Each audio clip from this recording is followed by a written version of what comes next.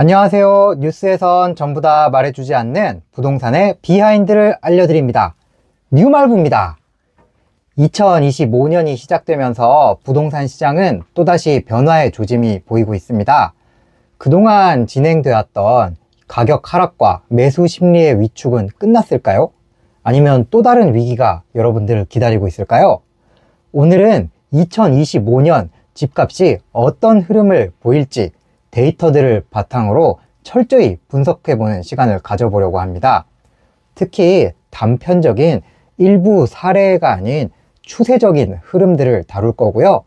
여기에 부동산 시장을 둘러싼 여러 가지 경제적 상황과 정책적 신호들을 종합적으로 살펴보려고 합니다.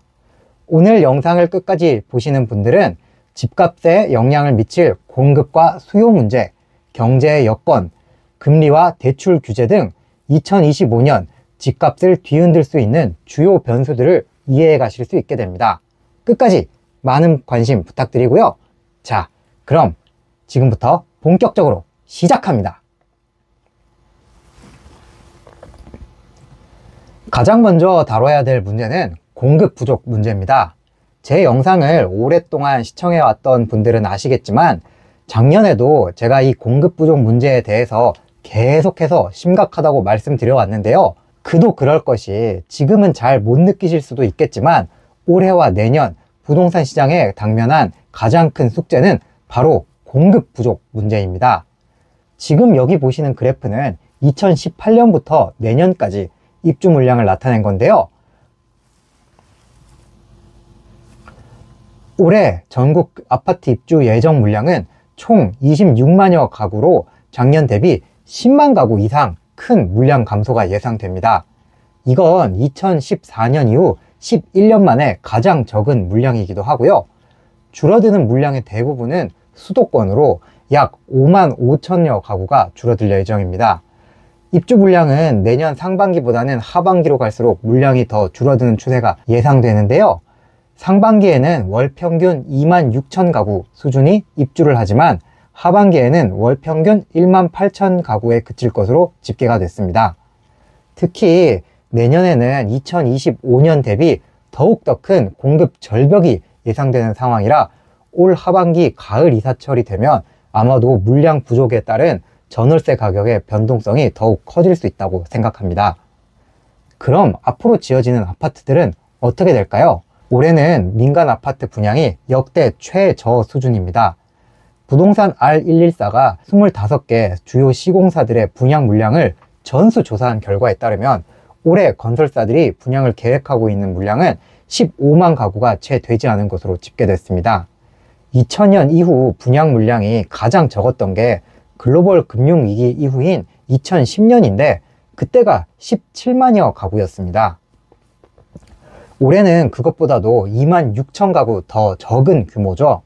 이마저도 계획 단계라는 점에서 얼마든지 더 줄어들 여지가 있습니다. 민간 아파트 분양이 저조하면 공공 분양을 늘리면 되지 않냐? 그래서 공공 분양을 살펴봤더니 여긴 더 처참합니다. 박용갑 더불어민주당 의원이 국토교통부로부터 받은 자료를 분석한 결과에 따르면 작년 11월까지 정부가 달성한 공공분양주택 목표 달성률은 5.2%에 그쳤습니다. 앞서 국토부는 작년 5월 2024년 주거종합계획을 통해 올해 공공분양주택 9만 가구, 공공건설 임대주택 3만 5천 가구를 공급하겠다라고 밝힌 적이 있는데요.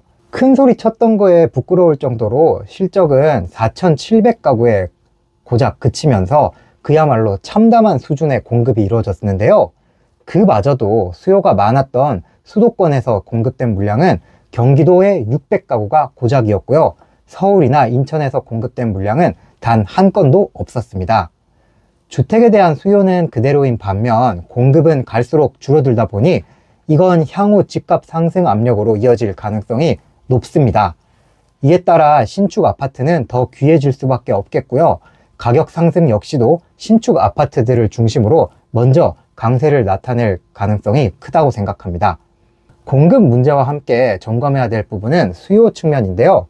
부동산은 주식, 채권 등 본인의 선택에 따라서 시장 참여 여부를 결정할 수 있는 다른 자산과는 달리 매매와 임대 둘 중 하나를 강요받는 필수제라는 점입니다. 제 아무리 부동산에 관심이 많은 사람이라고 하더라도 당장 지낼 곳은 필요하지 않습니까?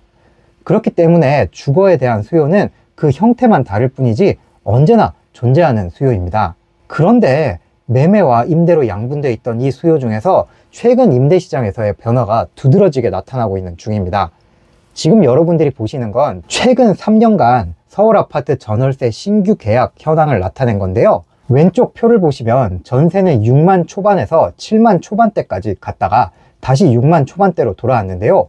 월세는 어마어마하게 많이 늘었습니다. 약 6만 건에서 9만 5천여 건을 찍었다가 지난해에는 7만 8천여 건으로 전세보다 확연히 높아졌다는 걸 알 수가 있습니다. 오른쪽 신규 전월세 비중을 보면 더욱더 놀랍습니다. 2022년에는 전세가 월세보다 높은 과반을 차지하고 있었는데 2023년부터는 그 차이가 10%포인트 넘게 벌어진 채 유지되고 있습니다. 실제 여러분들도 부동산에 가보시면 전세 매물은 줄어들었고 계약이 실제로 이루어지는 거는 월세가 훨씬 더 많다는 걸 알 수 있으실 겁니다. 지난 몇 년간 계속해서 지속되었던 전세 사기의 여파로 전세 시장에 대한 시장의 신뢰가 무너지면서 이른바 전세의 월세화가 가속화되고 있는 거죠. 이처럼 전세의 월세화가 이루어지면서 전세는 품귀 현상을 빚어내면서 가격도 상승세가 커지고 있습니다. KB부동산에 따르면 지난해 서울 아파트 전세 평균 가격은 1년 사이 7.6% 상승한 것으로 집계됐습니다. 여러분들의 급여소득 혹은 사업소득이 7.6% 상승하셨나요? 서울 아파트 평균 정책값이 6억 원을 돌파한 것은 관련 통계가 작성된 이후 이번이 처음입니다. 면적별로 살펴보면 작은 아파트일수록 전세 오름폭이 컸는데요. 전용 60 이하인 소형은 거의 10% 가까이 올랐고 전용 60에서 8호 이하 아파트는 8.4% 상승했습니다.